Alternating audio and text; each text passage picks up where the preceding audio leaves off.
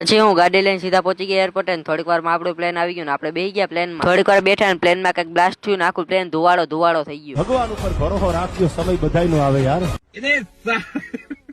પહોંચી ગયા શ્રીલંકા એરપોર્ટ ને ત્યાંથી આપણે આવી ગયા સીધા હોટલમાં. બધો સામાન મૂકીને આપણે આવી ગયા જ્યાં રાવણની લંકા હતી. હું જ રાજા છું અને એથી કોઈને પેટમાં દુખતું હોય તો તમે તમારે વહી આવજો.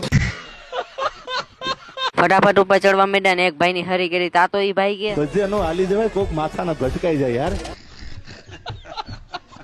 ત્યાંથી આવી ગયા સીધા ઉપર ને અહીંથી તો આખું જંગલ દેખાતું હતું. ત્યાંથી સામેના પહાડ ઉપર આવી ગયા ત્યાં એક આવો વિડીયો ઉતારી લીધો. ત્યાંથી આપણે આવતા રાવણ ની ગુફામાં ફટાફટ ટિકિટ લઈને આપણે આવી ગયા ઉપર ને આ દેખાઈ ગયો મને રાવણ. આવું પાણીનું ઝરણું જોઈને હું આવી ગયો સીધો હાથી જોવા.